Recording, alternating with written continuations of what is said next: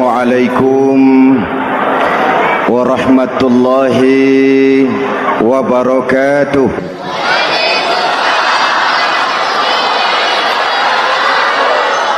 Bapak-bapak, ibu-ibu, saudara-saudara kaum muslimin rahimakumullah. Dunia ini penuh dengan berbagai macam kesibukan. Sejak dari petani yang turun ke ladang, pedagang yang berangkat ke pasar, pelajar yang menuju sekolah, sampai kepada pegawai yang berangkat ke kantor, seluruhnya tidak lain untuk mencari sesuatu yang bernama bahagia. Setiap orang menginginkan kebahagiaan, dan tidak seorang pun menginginkan kesengsaraan dalam kehidupan ini. Namun nyatanya tidak setiap orang yang ingin bahagia mengetahui jalan yang harus ditempuhnya untuk sampai kepada kebahagiaan itu.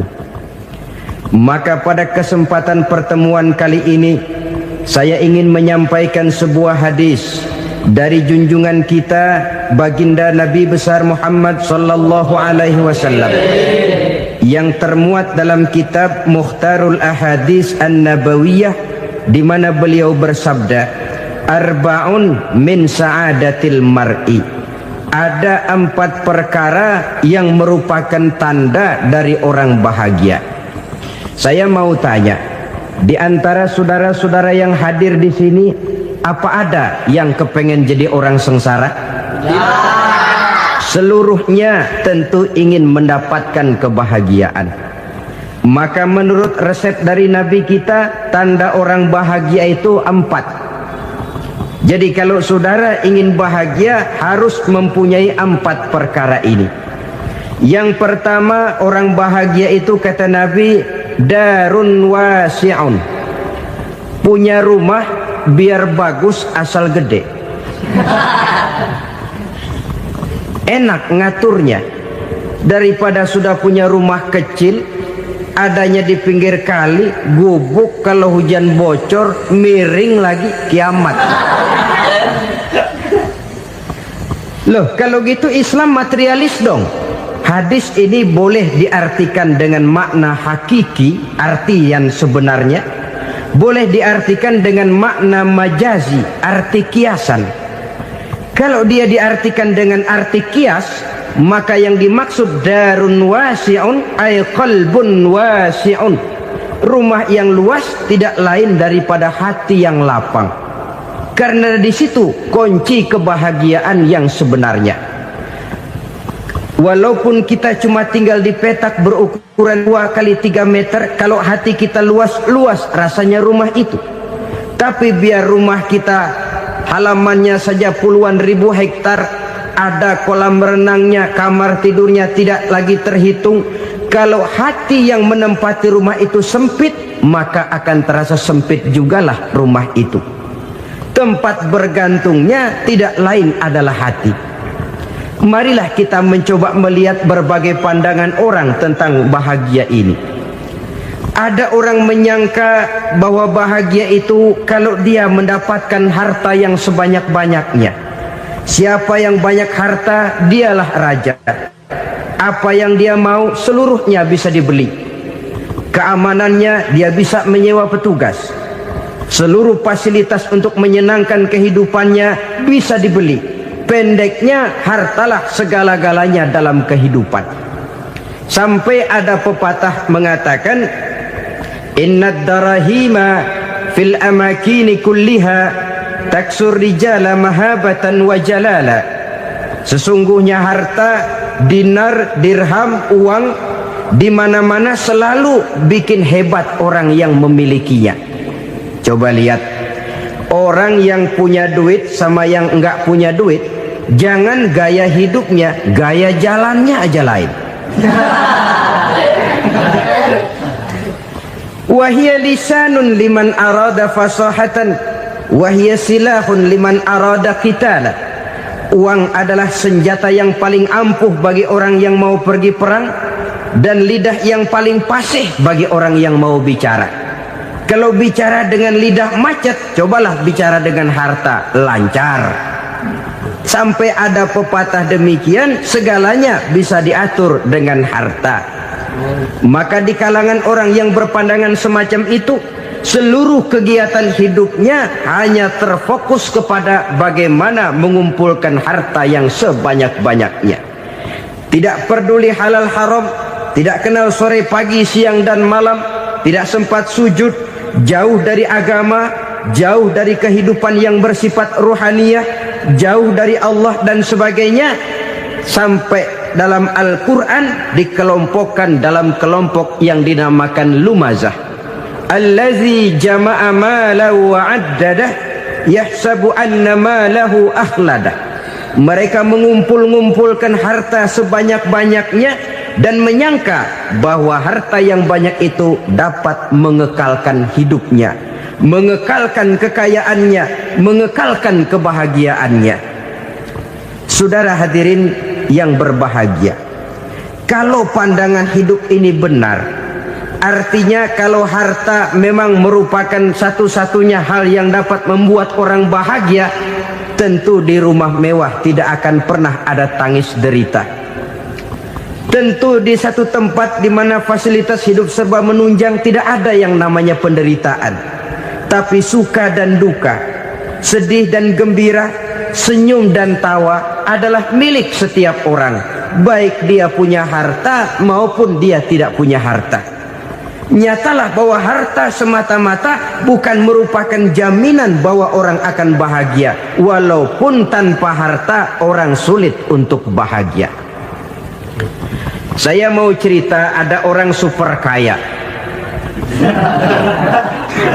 namanya Aristotle Onesimus, raja tanker Yunani. Dia punya kapal tanker saja konon sampai 11 banyaknya. Punya perusahaan penerbangan yang disebut Olympic Airlines.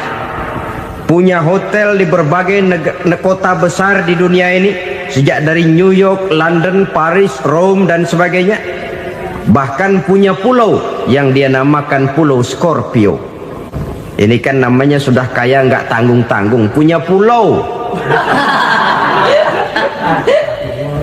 Nah, dia punya 2 orang anak, yang satu laki-laki namanya Alexander, yang satu perempuan namanya Maria Onesimus.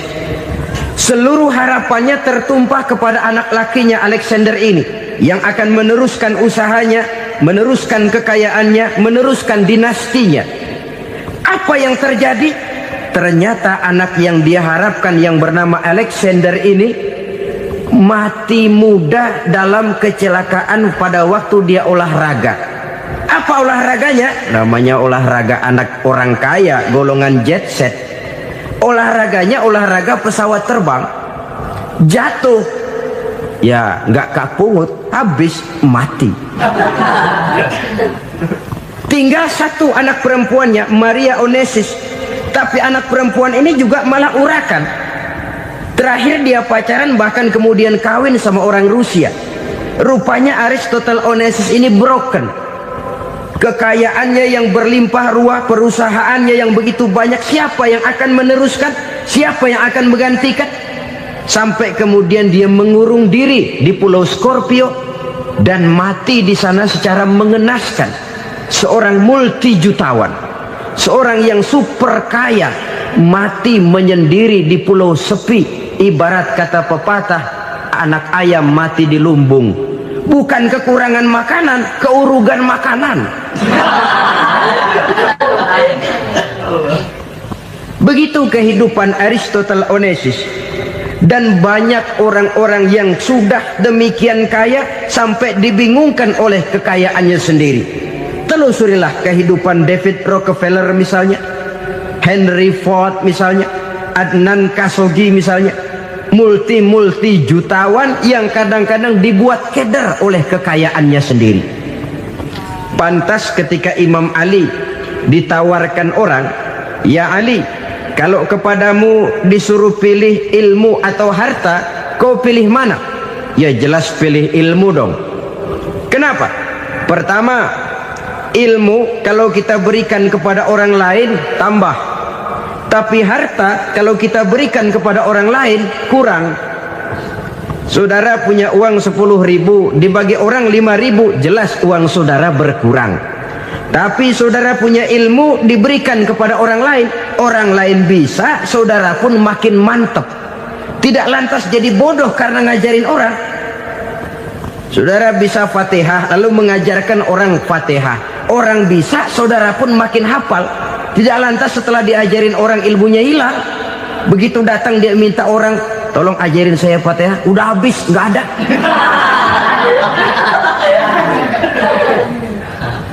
Yang kedua kata Imam Ali, ilmu menjaga kita. Kalau harta kita yang harus jaga. Makin banyak ilmu makin terpelihara diri seharusnya. Tetapi makin banyak harta makin bingung kita jaganya. Sampai kadang-kadang kalau perlu seluruh keliling rumah dipasangi alarm. Belum cukup disewakan anjing besar-besar, pasang di depan pintu, awas anjing galak. Masih belum cukup juga, cari centeng tukang-tukang kepruk jaga rumah. Masih terasa belum aman, padahal rumahnya dikelilingi tembok besar. Di balik tembok ada pintu-pintunya tebal. Di balik pintu itu terbuka masuk kamar, kamar pun ada pintunya, pintunya pun kuat. Masuk ke dalam kamar ada lemari, lemarinya pun pintunya kuat, dikunci, kuncinya pun kuat. Tapi terhadap seluruhnya yang timbul cuma sekedar was-was saja. Kesimpulannya sekali lagi, tanpa harta orang memang sulit untuk bahagia. Tapi harta semata-mata tidak merupakan jaminan orang akan bahagia. Dengan hati yang luas, itu modal utama untuk mencapai kebahagiaan hidup. Orang yang hatinya luas, saudara-saudara, punya hati yang lapang, melihat kenyataan hidup ini, dia bersyukur senantiasa kepada Allah. Lantas tidak timbul hasud dan iri hatinya. Oleh karena itu jiwanya selalu lapang. Kalau tidak, cupik hati namanya, dangkal pandangan, tidak senang melihat orang lain dapat nikmat, dan itu sering dijadikan contoh. Kalau orang yang lapang dada, dia lihat tetangganya beli TV baru, dia berkata, alhamdulillah ya, tetangga kita beli TV, mudah-mudahan kita bisa ikut nonton. Lapang dadanya. Tapi orang yang sempit hati, lihat tetangga beli televisi, meriang. Enggak diapa-apain, meriang. Besoknya dengar tetangga beli motor, makin sakit, ke rumah sakit. Lalu di rumah sakit dengar tetangganya beli mobil, mati. Disiksa oleh perasaannya sendiri. Orang kalau hati sudah sempit dalam hidup, kemanapun dia pergi, sempit rasanya medan kehidupannya. Kemudian kita melihat juga ada orang yang menilai bahwa bahagia itu katanya kalau punya kedudukan yang tinggi, pangkat yang agung, wibawa yang besar. Mungkin betul, tapi mungkin juga tidak. Bergantung kepada hati orang yang punya pangkat itu. Sama dengan harta tadi. Harta akan membawa bahagia kalau dia jatuh ke tangan orang yang berhati lapang. Tapi harta akan jadi bencana kalau jatuh ke tangan hati orang yang sempit. Pangkat akan membawa bahaya kalau jatuh di tangan hati orang yang sempit. Lebih dari itu, kenyataan mengajarkan kepada kita bahwa ternyata pangkat dan jabatan tidak selamanya memberikan kebahagiaan dalam kehidupan. Bahkan resikonya kelewat besar. Beberapa bukti kita bisa ambil dari para pemimpin dunia yang menjadi korban lantaran pangkat dan jabatan yang disandangnya. Saudara ingat Presiden Abraham Lincoln dan John Kennedy dari Amerika? Dibunuh orang. Park Chung-hee dari Korea Selatan, Ziaur Rahman dari Bangladesh, Anwar Sadat dari Mesir, terakhir Indira Gandhi dari India, menjadi korban dari pangkat dan jabatan yang disandangnya dari orang-orang yang tidak senang dia memegang jabatan itu. Dia akan mudah mengundang bencana. Sehingga pantas kalau seorang presiden terkemuka Amerika, Harry Truman namanya, dia mengatakan jabatan presiden itu, kata dia, seperti orang nunggang macan, naik macan. Harus kita taiki, kalau enggak dia bakal nerekam kita. Ngeri katanya. Adapun orang yang hatinya lapang, kalau dia menerima pangkat dan jabatan, dianggapnya itu satu kesempatan untuk berbuat baik. Tapi orang yang berhati sempit, menerima pangkat dan jabatan, bukan kadang-kadang menerima, malah berusaha setengah mati mencapai dengan segala cara. Kalau perlu jilat atas, jilat atas. Jadi golongan sumuhun dawu. Jadi kelompok kulon nuwun, yes sir, yang kerjanya cuma oke bos. Kalau perlu jilat atas, jilat atas. Kalau perlu injak yang bawah, injak yang bawah. Perlu sikut kiri kanan, sikut kiri kanan. Yang penting pangkat dapat, jabatan dapat. Orang yang semacam ini, kalau sudah mempunyai pangkat dan jabatan, biasanya dia tidak menganggap itu sebagai amanah, tidak menganggap sebagai kesempatan berbuat baik, tapi malah kesempatan untuk memperturutkan hawa nafsunya yang dilatar belakangi oleh kesempitan hatinya tadi. Apalagi kalau orang memperoleh pangkat karena banyak mengeluarkan uang. Seakan-akan pangkat dan jabatan itu sekarang macam proyek, pakai tender. Siapa yang berani bayar segini naik, nggak berani minggir. Padahal logikanya, kalau orang mencapai satu jabatan karena banyak mengeluarkan uang, hampir bisa dipastikan bahwa setelah jabatan itu dia pegang, langkah pertama yang akan dilakukannya ialah berusaha bagaimana uang yang dia keluarkan supaya kembali. Ya paling kurang pulang modal dulu dong. Soal mikirin rakyat soal nanti, tapi ini modal harus pulang. Itu celakanya kalau orang memperoleh pangkat dan jabatan cuma karena banyak mengeluarkan uang. Jarang orang yang mempunyai keyakinan dan pandangan bahwa pangkat dan jabatan merupakan amanah. Jadi sekali lagi, pangkat dan jabatan mungkin saja membawa kebahagiaan kalau jatuh ke tangan orang yang berhati lapang. Tapi bisa jadi bencana kalau dia jatuh ke tangan orang yang mempunyai hati yang sempit. Dan lagi-lagi stresnya hati yang lapang. Lalu sebagian orang, saudara, ada yang berpandangan katanya bahagia itu kalau jadi orang terkenal, mempunyai popularitas, menjadi idola di kalangan remaja, di kalangan orang tua, di segala lapisan masyarakat. Padahal makin populer orang makin terikat dia.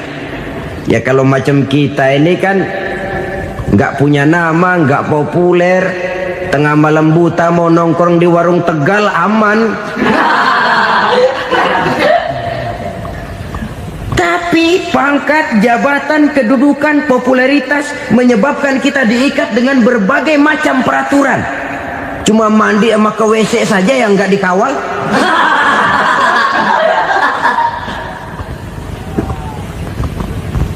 Benarkah popularitas, ketenaran membawa kebahagiaan?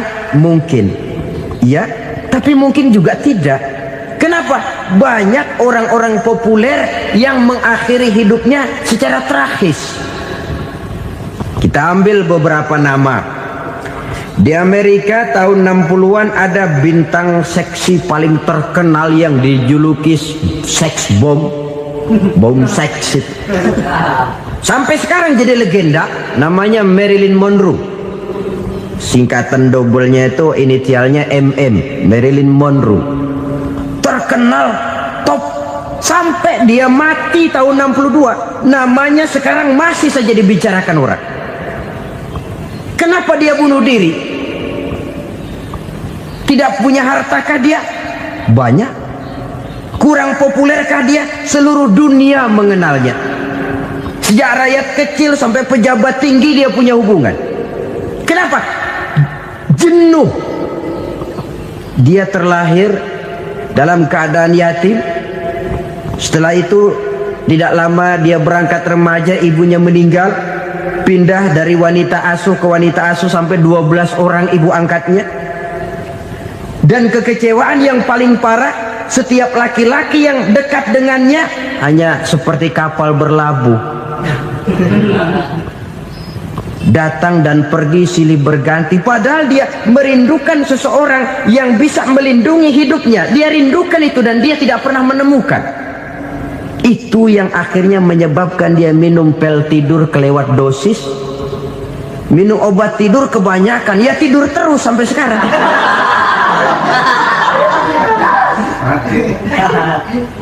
Dia mengakui, saya telah memiliki ketenaran, tapi saya tidak pernah hidup dalam ketenaran itu. Saya pandai main sandiwara, tapi saya ingin hidup dalam alam yang real sebagaimana umumnya orang. Itu yang dia rindukan. Menyusul jejak yang namanya Marilyn Monroe ini, Billie Holiday, saudara kenal tentu, di rumah sakit dirawat. Dia juga minum obat overdosis, mati lagi. Jimi Hendrix minum obat tidur overdosis kelewat batas, mati lagi. Lalu yang menghanyutkan diri di danau, Janis Joplin dan Brian Jones. Ini orang-orang populer, orang-orang terkemuka yang mengakhiri hidup secara tragis, bukan karena tidak terkenal, mungkin karena sudah saking terkenalnya. Contoh paling belakangan, Bruce Lee. Wah, ini tukang-tukang kepruk tentu kenal siapa dia. Sampai sekarang pun tabir kematiannya masih merupakan misteri. Dan yang masih hidup juga menunjukkan gejala yang aneh. Michael Jackson, rumahnya di Beverly Hills itu dijaga sedemikian rupa, dan dia selalu curiga kepada setiap makanan harus steril, bersih dari segala macam kimia. Kemana dia pergi, itu tukang-tukang kepruk sudah selalu menjaga dan mengawal, dan dia seakan takut menunjukkan mukanya yang asli.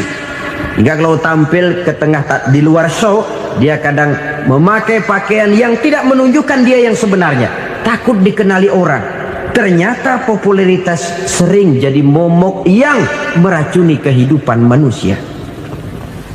Oleh karena itu, benarlah junjungan kita pada saat beliau mengajarkan orang akan bahagia kalau dia mempunyai hati yang lapang.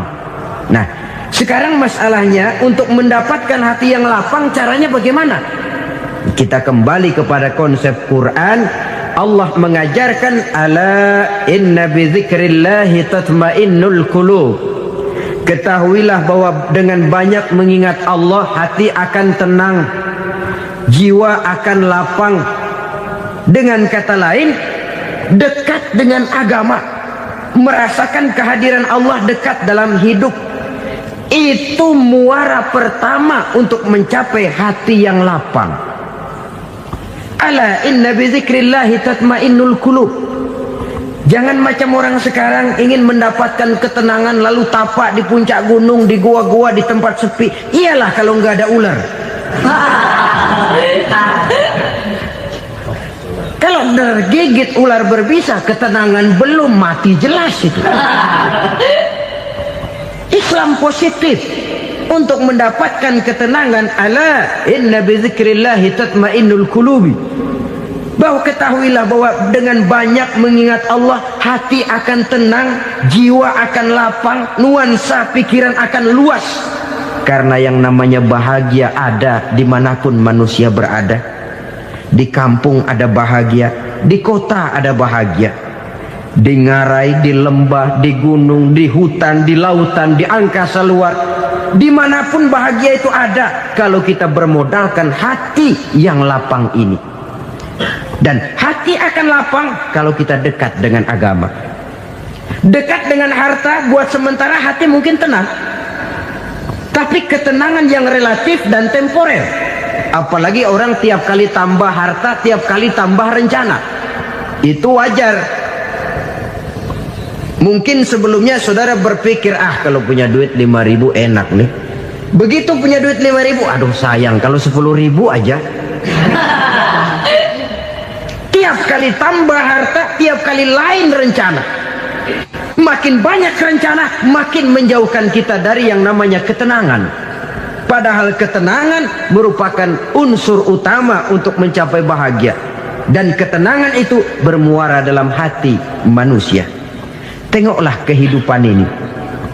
Orang yang banyak harta dengan orang miskin, berbedakah rasa sakit yang mereka tanggungkan? Rasanya tidak. Walaupun si kaya tidur di kasur empuk berselimutkan sutra mahal, sementara si miskin meringkuk di balai bambu yang keras dan kasar. Apabila maut datang, dia juga tidak pernah pilih bulu. Maut datang menjemput si kaya di singgasana keemasannya, dikelilingi oleh para pengasuh, dayang dan idang serta para pengawal. Dan maut pun datang menjemput si miskin papa, sehingga ia tergelepar di tepian jalan. Kedua-duanya bernama mati. Kalau nyata bahwa sakit yang ditanggung si kaya tidak beda dengan sakit yang ditanggung si miskin, bukan harta semata yang membuat orang bahagia. Hati yang tenang, jiwa yang lapang penuh kedamaian, karena banyak berzikir dan mengingat Allah, itu merupakan modal utama untuk mencapai sesuatu yang bernama bahagia.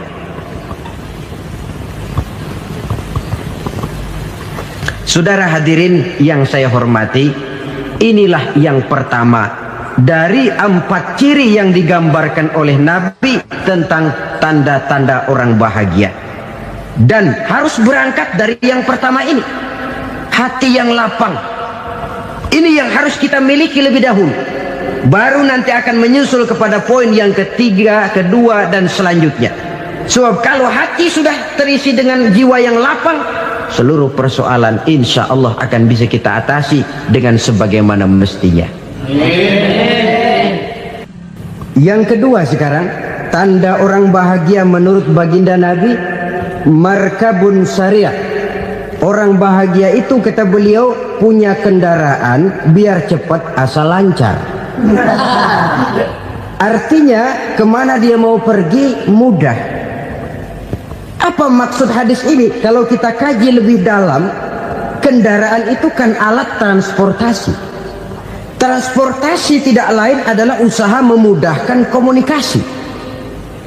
Pindah dari situ kepada teori bahwa manusia adalah zon political, makhluk bermasyarakat yang tidak bisa memenuhi kebutuhan hidupnya secara sendirian.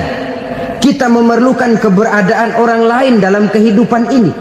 Untuk memakai baju saja kita sudah perlukan petani yang tanam kapas, pabrik yang memintal kapas jadi benang, pabrik yang menenun benang jadi kain, sampai kepada mesin jahit, sampai kepada tukang jahit. Itu cuma untuk memakai pakaian saja. Tidak seorang pun di antara kita yang sanggup memenuhi kebutuhan hidupnya secara sendiri. Kita perlu orang lain. Maka kebebasan dalam arti mutlak, kebebasan tanpa batas, itu tidak mungkin ada dalam kehidupan. Karena kita mengadakan yang disebut interaksi sosial. Setiap kegiatan kita tentu melibatkan orang lain. Menurut kita barangkali kita bebas jalan di jalan raya semaunya, tapi orang lain berkendaraan pun merasa bahwa ini ada juga jalan haknya, dan begitu selanjutnya. Oleh karena itu, maksud dari kendaraan yang cepat ini adalah khulata'uhu ma'as solihin. Lingkungan pergaulannya terdiri dari orang-orang soleh. Pergaulannya luas. Kemana dia pergi ada temannya. Kesulitannya ada tempat dia cerita.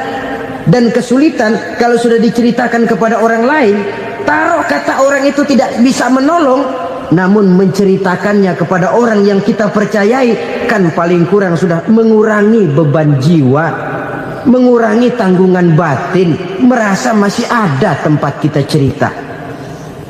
Maka lebih baik orang awam yang mau bergaul ketimbang orang setengah alim tapi ngunci pintu. Sebab nantinya akan timbul sikap picik, cupik pandangan, dan tidak luas menghadapi kenyataan dalam kehidupan ini. Namun yang harus kita garis bawahi, pergaulan memang mesti luas. Namun jangan sekali-kali lupa bahwa pergaulan sangat besar pengaruhnya dalam ikut membentuk kepribadian manusia. Sehari-hari bisa kita bilang, kalau kita dekat sama tukang minyak wangi, sekalipun nggak dibagi minyaknya, baunya tentu dapat. Betul? Tapi dekat sama tukang elas, walaupun nggak kena apinya, asapnya mesti kena. Kalau Syauqi mengatakan lebih jelas lagi, man asyaral asyrafa asya musyarrafan wa muasyiral anzali ghairu musyarrafin. Awalam taral jildal hakira muqabbalan bisagri lamma sara jildal mushaf. Siapa yang bergaul dengan orang mulia, dia bakal ikut menjadi mulia. Tapi siapa yang berteman dengan orang hina, dia tidak bakal ikut menjadi mulia. Tidakkah kau lihat, kata Syauqi, kulit kambing yang hina pun dicium orang ketika menjadi kantong Quran. Kulit kambing hina, kalau dia sendirian gak ada yang mau cium. Tapi begitu dia bergaul dengan Quran, menjadi kantong Quran, dipakein minyak wangi, ditaruh di tempat yang tinggi, mau diambil dicium dulu, dibawa dengan penuh hormat dan hati-hati. Kulit kambing yang hina lantaran berteman dengan Quran, numpang mujur. Tapi coba lihat kalau kulit kambing berteman dengan kayu, jadi beduk, habis. Zohor dikemplang, asar dipukul. Itu pun sedikit saja, cuma salah milih teman. Yang temannya Quran dihormati orang, yang temannya kayu lantaran jadi beduk, gelap-gelap subuh orang udah kemplangin.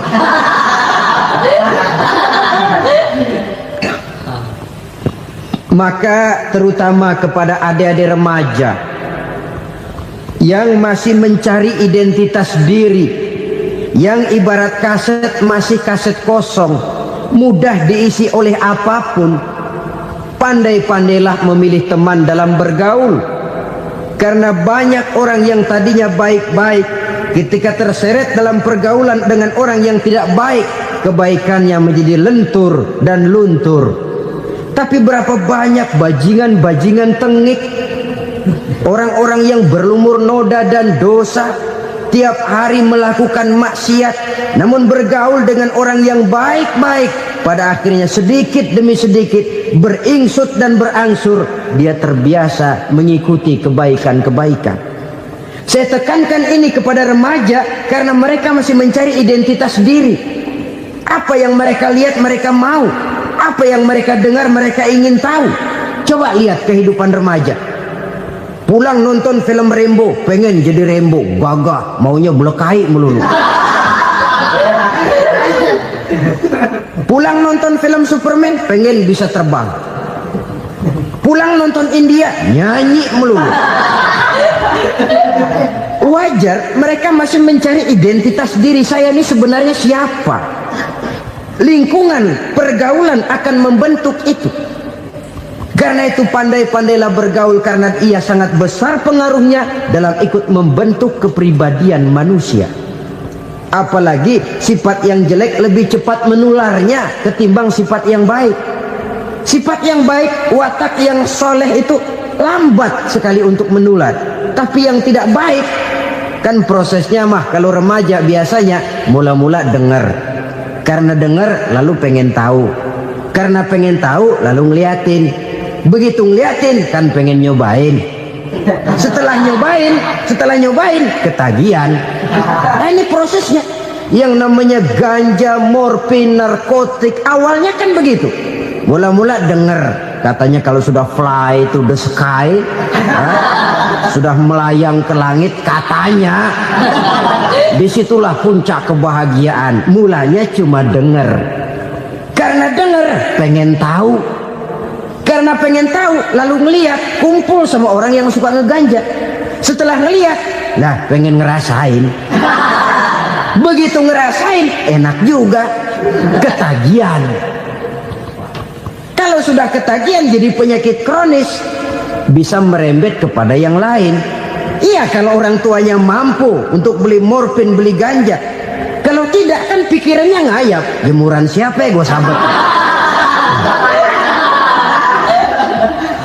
Timbullah perbuatan-perbuatan negatif yang bermula dari salah pergaulan.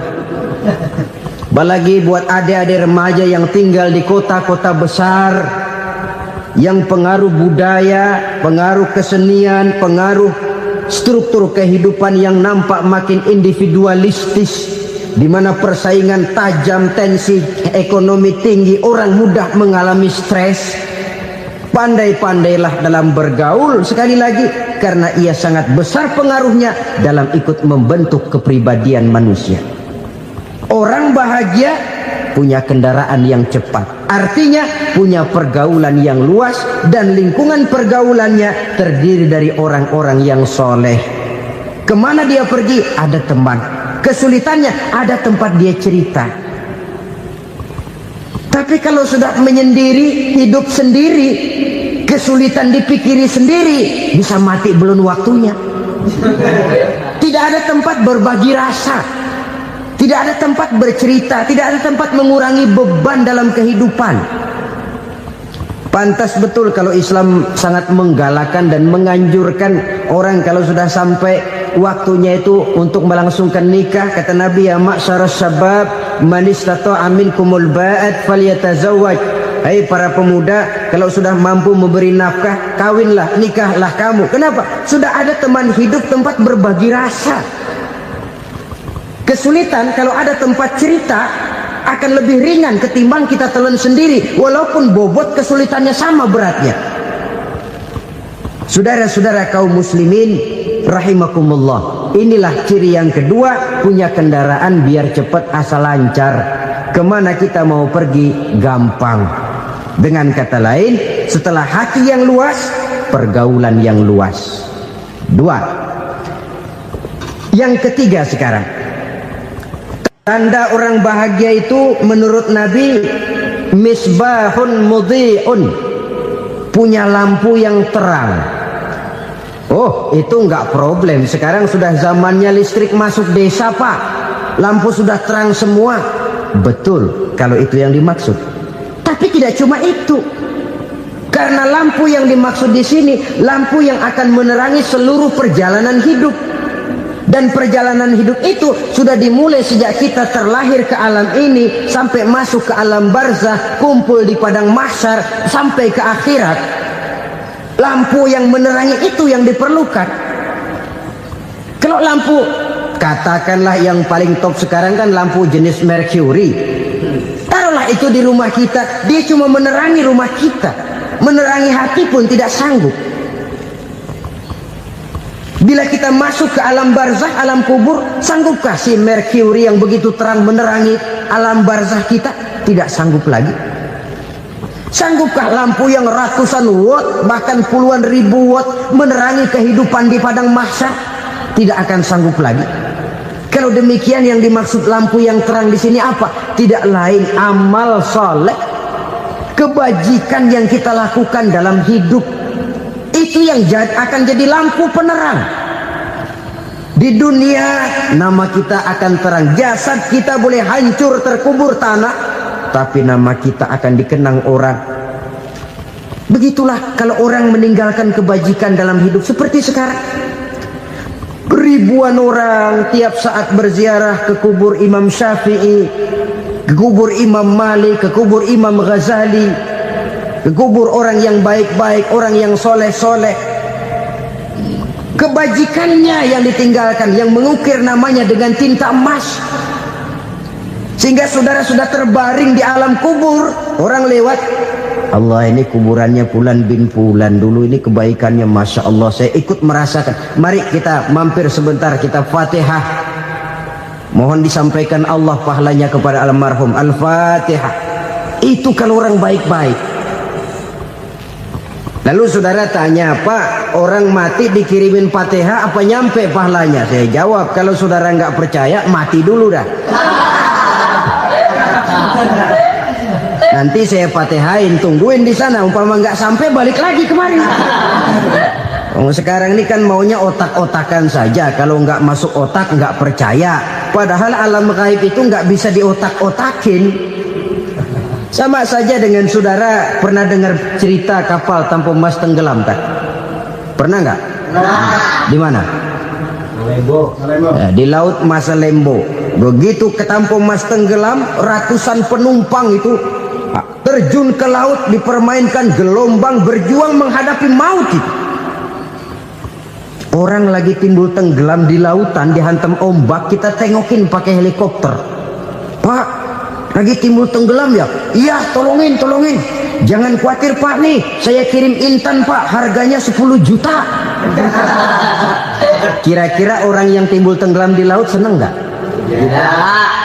Kan mahal toh intan 10 juta. Kenapa dia nggak senang? Karena intan 10 juta dalam kondisi seperti itu tidak sanggup menyelamatkan dia. Dia akan girang kalau dikirimin ban mobil bekas, dikirimin papan terentang atau bambu.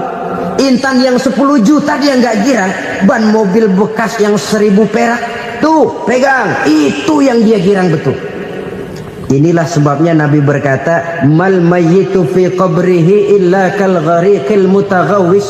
Orang yang meninggal di alam kuburnya seperti orang timbul tenggelam di lautan. Yantaziru da'watan min ahli, menunggu doa dari keluarganya yang masih hidup.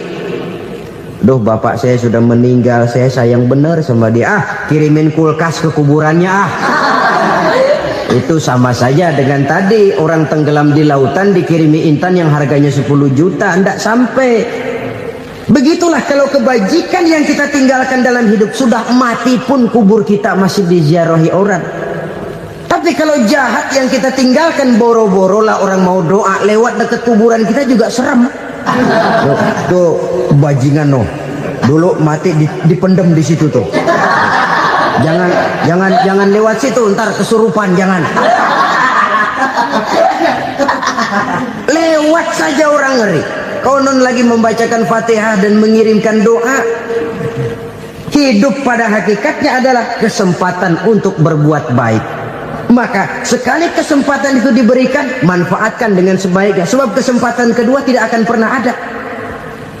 Kesempatan berbuat baik di sini, di akhirat sudah pembalasan namanya. Sekali kesempatan itu dicabut, dia tidak akan pernah dikembalikan lagi. Kata Iqbal, hidup tidak mundur ke belakang, Bung. Berhenti diinjak orang, mundur hancur. Tidak ada kata mundur dalam hidup ini. Berhenti diinjak orang, mundur kecebur. Tidak ada kata lain. Harus maju dalam kehidupan, dalam artian yang positif. Hidup adalah kesempatan untuk mengumpulkan kebajikan yang sebanyak-banyaknya. Di situ nilai daripada manusia. Sekarang ini memang nggak kelihatan kok, orang yang banyak pahala sama yang banyak dosa nggak kelihatan kok. Barangkali kalau habis bikin dosa palanya pada benjol, mungkin orang takut sama dosa. Tapi sekarang sama saja, orang yang banyak dosa dengan yang nggak banyak dosa jalan bareng dari belakang, sama, nggak kelihatan beda. Tapi ada waktunya di mana pahala memegang peranan, di mana dosa diperlihatkan. Sama saja kalau kita bawa mobil siang, lampu kan nggak begitu berfungsi. Apa lalu bilang, alah ini lampu berat-beratin, copot-copotin aja dah. Tidak perlu begitu. Kenapa? Pada suatu saat malam senja akan datang. Bila matahari terbenam, senja pun datang, gelap mulai merayap, disitulah baru terasa perlunya lampu. Pahala begitu. Sekarang orang yang nggak ada pahalanya nggak kelihatan dalam kehidupan. Tapi pada suatu saat senja kehidupan akan datang. Ajal merenggut nyawa, malam merayap, dan hidup mulai diliputi kegelapan di alam barzakh. Dikala itu kalau nggak punya lampu, alangkah malangnya kita. Sebab amal yang baik, kata Nabi, di alam barzakh itu akan diciptakan menjadi perempuan yang cantik menemani kita. Amal yang jahat akan menjadi orang yang paling jelek nemenin kita. Sudah di tempat gelap yang nemenin jelek.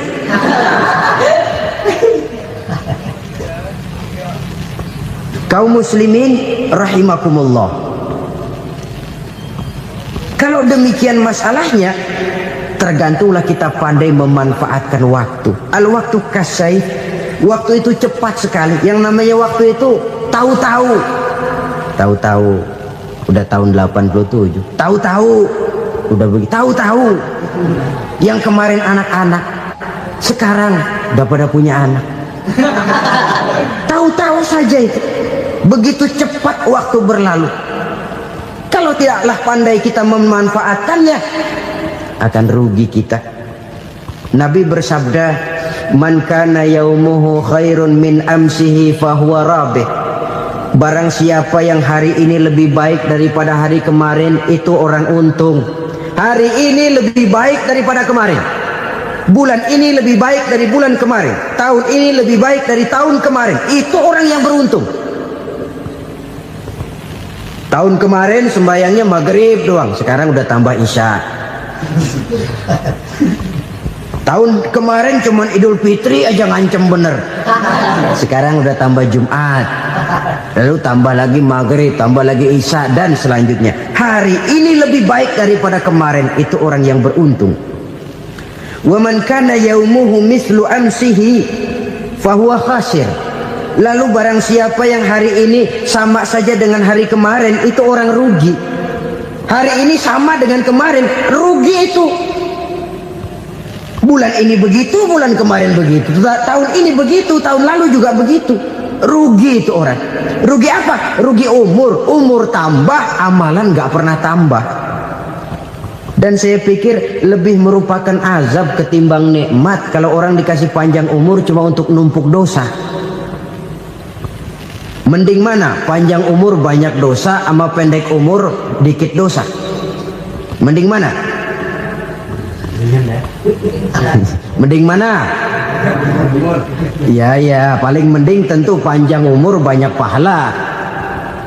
Tapi kalau tidak, sekali lagi, lebih merupakan azab ketimbang nikmat kalau orang diberikan panjang umur tapi cuma untuk sekedar menumpuk dosa. Kehilangan kesadaran bahwa dunia bukan terminal akhir dari satu perjalanan. Dia cuma halte di mana kita berhenti sebentar untuk menuju kepada terminal yang hakiki. Saudara-saudara kaum muslimin rahimakumullah, inilah lampu yang akan menerangi kehidupan, amal yang kita lakukan di dalam kehidupan. Jadi yang dimaksud dengan lampu yang terang, kebajikan yang kita kerjakan dalam hidup. Nah, setiap orang di awal tadi saya bilang ingin bahagia. Bahagia itu kan hakikatnya kumpulan senang dan selamat. Senang, selamat. Apa bedanya? Senang tapi tidak selamat, nggak bahagia. Selamat tapi nggak senang, nggak bahagia orang. Contoh, kalau orang korupsi, duitnya banyak, senang dia, tapi keselamatannya. Ada tentara baris di samping rumahnya udah bingung, padahal tentara latihan. Tentara cuma latihan, dia bingung. Senang, tapi karena keselamatannya tidak terjamin, dia tidak bahagia. Sebaliknya pegawai negeri jujur benar, cuma segaji-gajinya, selamat nggak korupsi, tapi melarat, ya nggak bahagia juga, kurang senang. Kesenangan dan keselamatan untuk dunia saja, ya sekali lagi, kalau cuma sekedar untuk dunia saja, bisa dibeli pakai uang. Bisa dibeli pakai uang. Saudara ingin selamat, bisa dibeli pakai uang. Saudara ingin senang, bisa dibeli dengan uang. Tapi setelah mati, masuk ke alam barzah, habis kekuasaan uang. Nggak bisa lagi beli keselamatan pakai uang. Tidak mungkin lagi membeli kesenangan dengan uang. Di situ pahala yang megang peranan. Makin banyak pahala, makin banyak saham untuk membeli kesenangan dan keselamatan, untuk memperoleh yang namanya bahagia. Dan jangan lupa loh, di alam barzah kita nggak sebentar, menunggu datangnya kiamat. Loh iya, kalau kita begitu dikuburin terus kiamat datang, untung. Tapi kalau masih harus 1000, 2000, puluhan ribu tahun yang akan datang, dalam satu penantian yang begitu lama, tanpa saham untuk memperoleh kebahagiaan, satu kemalangan yang tidak ada pernah putus-putusnya. Janganlah tergelincir oleh kebahagiaan sebentar yang menipu dengan mengorbankan kebahagiaan hakiki yang berjangka panjang. Apa artinya senyum sejenak kalau harus ditebus dengan tangis seumur hidup? Biarlah kita minum jamu, pahit memang, getir memang, tapi kan besok badan sehat. Daripada sekarang minum sirup, manis memang, enak memang, tapi bibir pada jontor besok. sirawan, batuk, nggak karu-karuan. Banyak orang tertipu oleh kesenangan yang sebentar, padahal laisa kullu ma yalma'u zahaban. Belum tentu semua yang berkilat itu emas, belum tentu semua yang gemerlap itu intan. Karena itu marilah manfaatkan kesempatan yang diberikan Allah ini untuk mengumpulkan kebajikan yang sebanyak-banyaknya. Yang terakhir sekarang, yang keempat, tanda orang bahagia kata Nabi. Zaujatun salihah. Orang bahagia itu tanda yang keempat kata Nabi, punya istri biar cakep asal taat. Sudah surga itu sudah. Cakep taat. Istri kayak gitu, kalau belum mati jangan dikuburin dulu. Sudah cakep taat lagi, tapi kadang-kadang enggak, udah jelek ngadat melulu. Apa yang mau dipilih? Sebab itu Quran mengatakan istri pakaian untuk suami, suami pakaian untuk istri. Kenapa suami istri diibaratkan pakaian? Alangkah tingginya gaya bahasa Quran ini. Suami istri teman hidup, hidup perjalanan panjang. Sejak kita dalam rahim sudah ada hidup kan di sini. Sampai ke alam dunia, masuk ke alam barzah, kumpul di padang mahsyar, sampai menuju akhirat, itu perjalanan hidup. Carilah istri atau suami teman hidup yang membawa manfaat tidak hanya kehidupan di dunia ini, sampai di alam barzah, sampai di padang mahsyar. Suaminya mungkin meninggal lebih dulu, atau istrinya mungkin meninggal lebih dulu, tapi suami atau istri yang masih hidup berbuat kebajikan.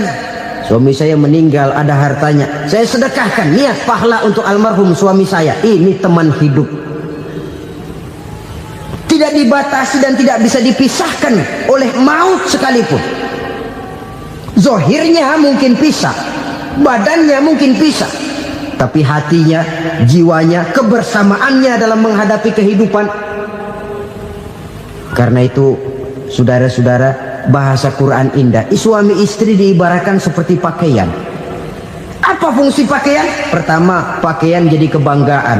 Artinya suami harus menjadi kebanggaan istri, istri harus jadi kebanggaan suami. Yang kedua, pakaian itu kan fungsinya menutup aurat. Artinya sesama suami istri harus saling menjaga kekurangan masing-masing. Jangan malah sesama suami istri saling membongkar rahasia dan aibnya sendiri-sendiri. Istrinya diceritain jeleknya di mana-mana, atau suaminya dibongkar rahasianya di pasar umum. Itu sudah tidak lagi berfungsi sebagai pakaian. Kenapa semua ini diperlukan? Karena kita menyadari bangsa yang baik terdiri dari masyarakat yang baik. Masyarakat yang baik merupakan susunan dari warga yang baik. Warga yang baik adalah terdiri dari rumah tangga yang baik. Dan rumah tangga yang baik merupakan susunan dari pribadi yang baik. Dari situ langkah dimulai. Membangun satu bangsa yang baik diawali dengan membangun rumah tangga yang baik, dengan menciptakan pribadi-pribadi yang baik. Sehingga dari sini diharapkan berkembanglah nilai-nilai kebaikan. Orang akan bahagia mempunyai istri yang soleh. Kenapa? Tidak ada seorang suami bisa sukses jadi apapun dia, apapun profesinya. Dokterkah, kiaikah, mubalikah, petanikah, pengusahakah, pejabat tinggikah. Tidak ada seorang suami yang bisa sukses tanpa peran serta istrinya. Walaupun memang peranan itu tidak begitu kelihatan, tapi sangat menentukan.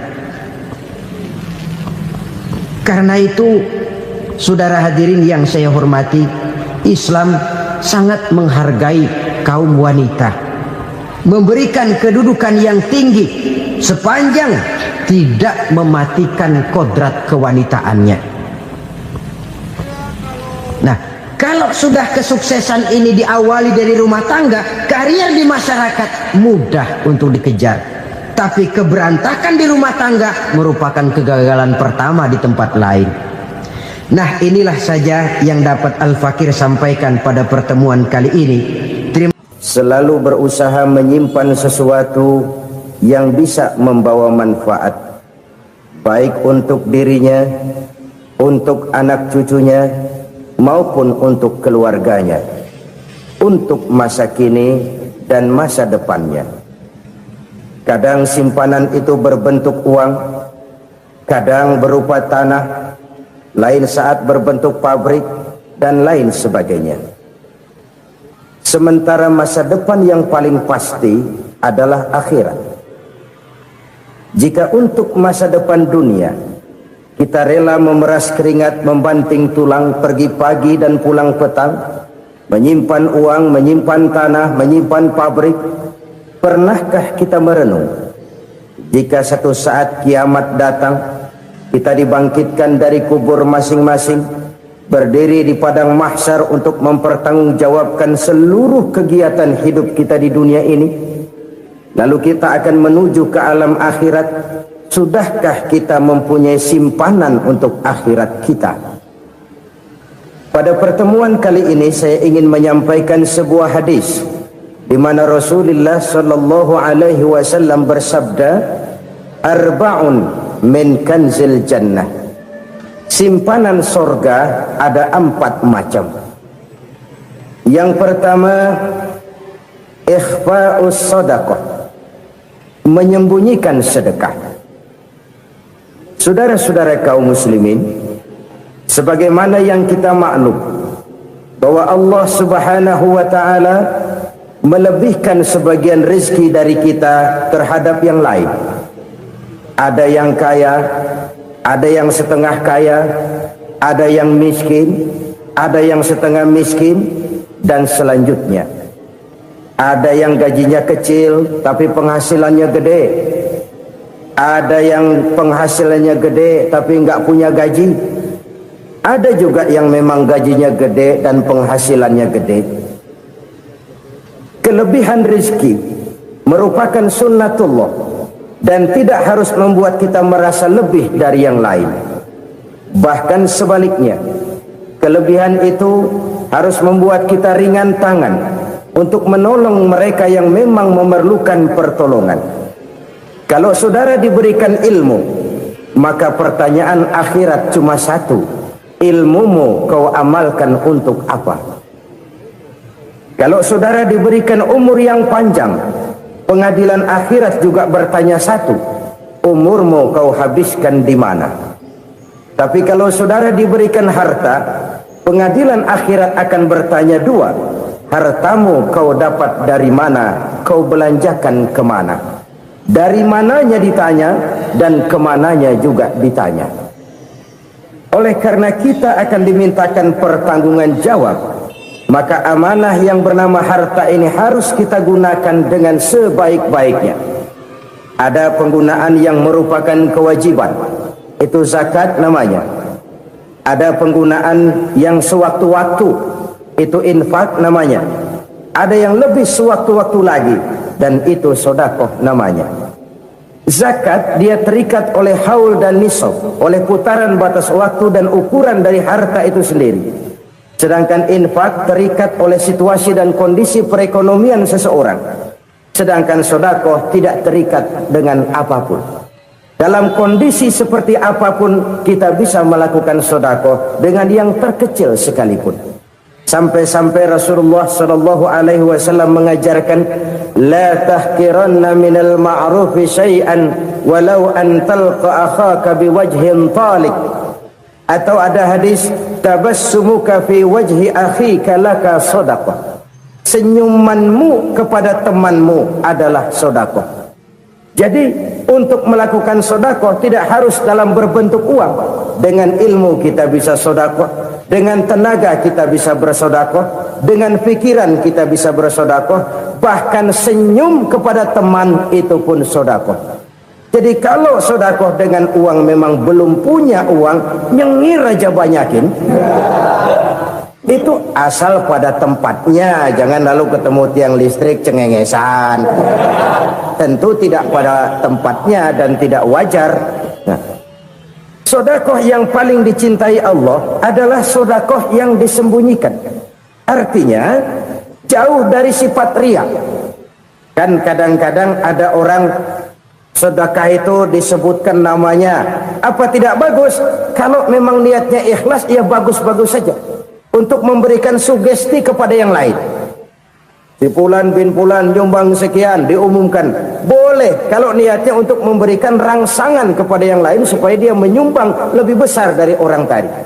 Tapi kalau itu mendatangkan riya, maka sedekah yang paling dicintai Allah adalah sedekah yang disembunyikan. Tangan kiri saja tidak tahu apa yang diberikan oleh tangan kanan.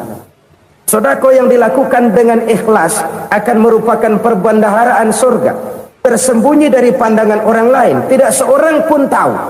Karena memang sikap yang baik adalah melupakan kebaikan dan mengingat kesalahan. Itu salah satu ciri orang bahagia. Orang yang selalu mengingat kesalahannya dan berusaha melupakan segala kebaikannya. Kalau dia akan ada kebaikan, dia tidak bisa ikut, dia merasa rugi karena dia merasa belum pernah berbuat baik.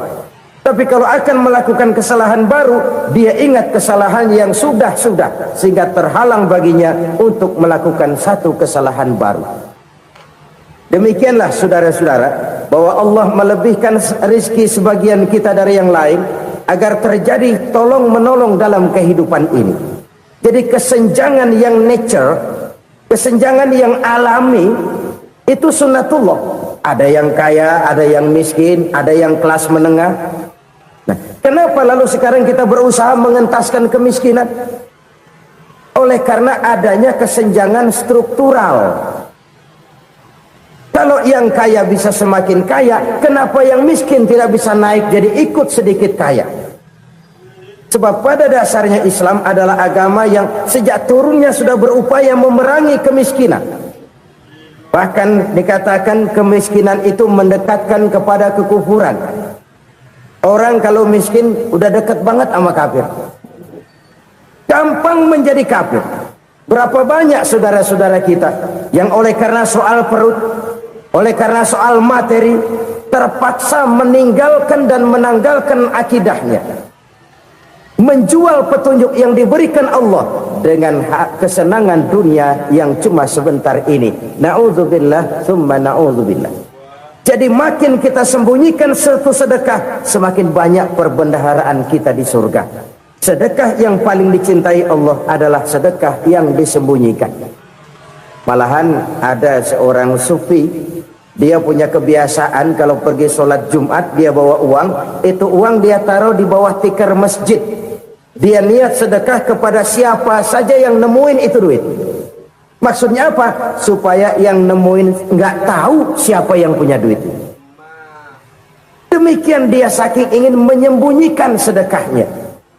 Karena sifat riya itu bisa memakan amal kita sendiri. Riya itu termasuk menyebut-nyebut kebaikan kita.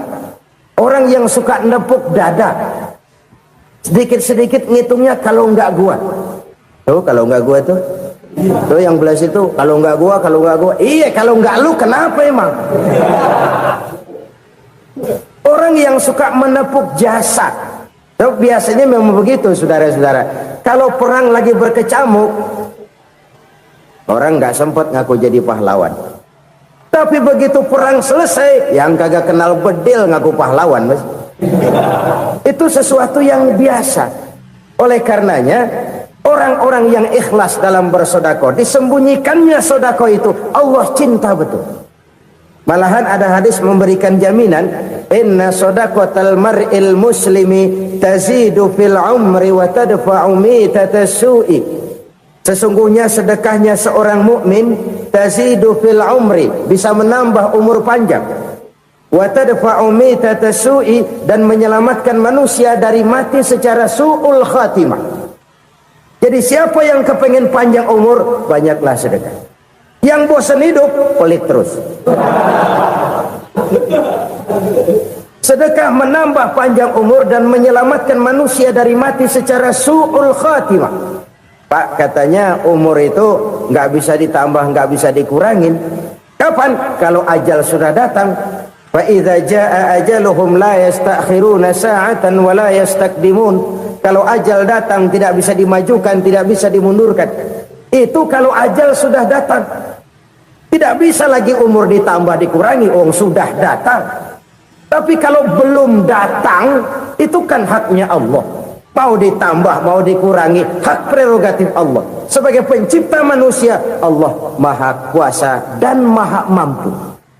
Sedekah ini menambah panjang umur dan menyelamatkan manusia dari mati secara su'ul khatimah.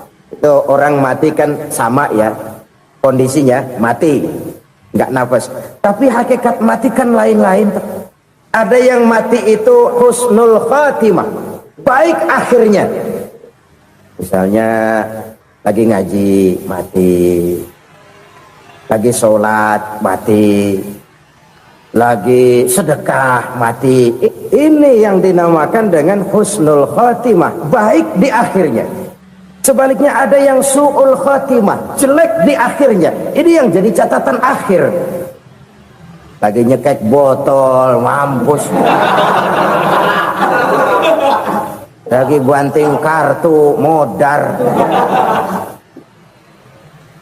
Su'ul khatimah, jelek pada akhirnya. Sedekah menyelamatkan manusia dari mati secara su'ul khatimah. Dan kita semua kepengen mendapat husnul khatimah, jauh dari su'ul khatimah. Oleh sebab itu yang bisa menyelamatkan kita dari penyakit itu antara lain adalah sedekah yang disembunyikan, yang dikerjakan dengan ikhlas karena Allah, tidak karena kepengen dipuji orang, tidak karena ingin dikatakan orang pemurah. Sebab orang dermawan itu orang yang memberi tanpa harus diminta. Kalau masih harus diminta, ya belum dermawan namanya, masih harus diminta. Kalau nggak diminta ya tulus, lolos, polos. Saudara-saudara kaum muslimin rahimakumullah, harta adalah amanat dan akan kita pertanggungjawabkan. Allah melebihkan rizki sebagian kita dari yang lain agar kita saling tolong menolong, bantu membantu. Nabi janjikan siapa yang meringankan beban saudaranya muslim di dunia, Allah akan meringankan bebannya di akhirat nanti. Sebuah jaminan dari baginda Nabi. Si orang yang kita bantu barangkali tidak bisa membalas, Allah yang akan membalas lewat jalan lain yang tidak pernah kita sangka-sangka. Ada orang tanya, Pak, ini ada orang nyumbang masjid sambil marah-marah, bagaimana? Saya bilang sumbangannya aja ambil, marahnya jangan. Marahnya jangan diambil, itu urusan dia. Saudara-saudara kaum muslimin rahimakumullah, umat Islam ini kan umat yang punya potensi besar. Kadang kita merenung, kenapa kadang-kadang pembangunan masjid kok lambat sekali? Kalau hotel hari ini peletakan pertama, bulan depan peresmian. Supermarket hari ini peletakan batu pertama, minggu depan peresmian. Tapi kalau sudah yang namanya masjid, kadang-kadang peletakan batu pertama sekaligus jadi batu terakhir. 3 tahun, 4 tahun, campur nebar jalak di jalanan, duit dijaring kayak ikan sepat. Apa tidak ada orang Islam yang kaya? Banyak. Apa tidak ada pengusaha muslim yang jadi konglomerat? Ada. Lalu yang belum banyak itu yang komit terhadap nilai-nilai agamanya. Akhirnya kita jatuh jadi umat yang lemah. Belum ada pengusaha konglomerat muslim buka pabrik supermi cap beduk misalnya umpamanya atau pabrik kecap cap sorban supaya identitas keislamannya sedikit kelihatan. Kita jatuh jadi umat yang lemah karena potensi tidak terinventarisir dengan baik. Kita ini ibarat kompor yang cuma matengin nasi orang lain. Potensi kita dimanfaatkan oleh orang lain.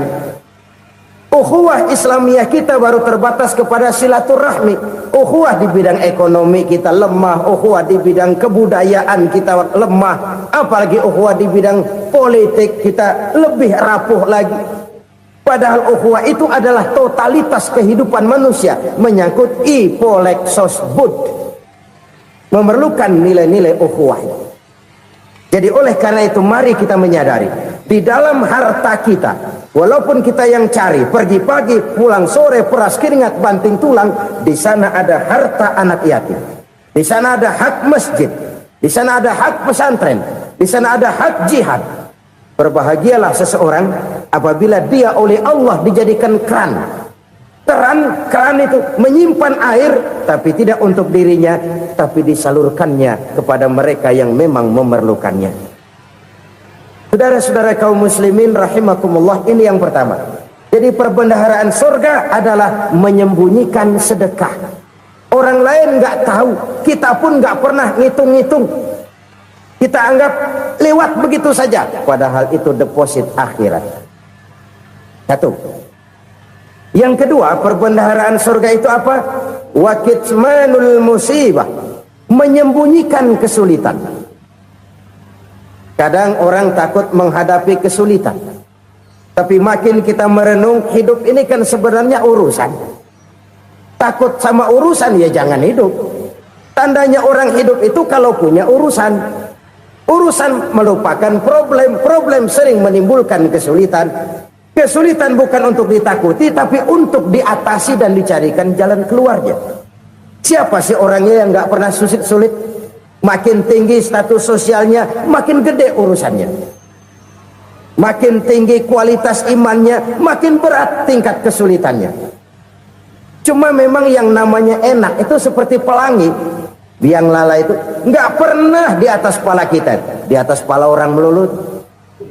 Lu sih enak lu, kata kita. Dia juga bilang yang enak kan lu. Pelangi itu nggak pernah di atas kepala kita. Kata tukang beca, aduh enak ya naik Mercy. Kata tukang beca, apa yang di dalam mobil Mercy? Aduh enak bener tukang beca, di jok ngeringkuk ngorok pules bener. Saya kamar pakai AC, sejuk, tempat tidur sutra, empuk, alga, spring bed, kulak kulik, nggak bisa pules kalau belum minum Valium, belum tidur. Enak bener tukang beca, di jok ngorok nggak tahu wetan kulon. Si tukang beca bilang yang di Mercy enak, yang di Mercy bilang tukang beca enak. Inilah enak, nggak pernah di atas kepala kita, di atas kepala orang lain melulu enak itu. Nah, saudara-saudara,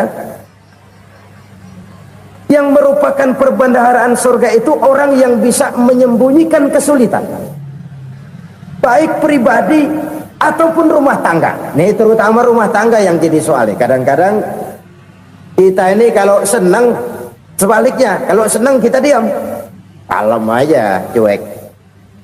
Banyak banget duit kita bawaan, diam aja udah. Malah ketemu orang takut. Tapi begitu susah, sekampung tahu. Padahal Nabi mengajarkan perbendaharaan surga itu menyembunyikan musibah, menyembunyikan kesulitan. Kalau enak, cerita sama orang-orang. Kalau nggak enak, rasain sendiri, tekan sendiri, atasin sendiri. Kita kan sebaliknya, tenang kita diam, asal lagi susah, paling tidak kita nyari teman buat cerita kesusahan. Siapa orangnya yang nggak pernah susah? Cuma soalnya bagaimana kita mengatasi kesusahan itu sendiri. Begitu juga misalnya kalau orang sudah berumah tangga, itu orang tuanya harus menjadi tempat dia cerita yang enak-enak saja. Yang nggak enak rasain berdua, selesaikan berdua, atasin berdua. Jangan dibalik. Asal senang diam, giliran susah saja. Maknya laporan. Terbalik. Bisa menjaga security informasi. Maka nama bayam keluar diam, malah seluitan. Enak amat lo makan daging ayam. Security informasi.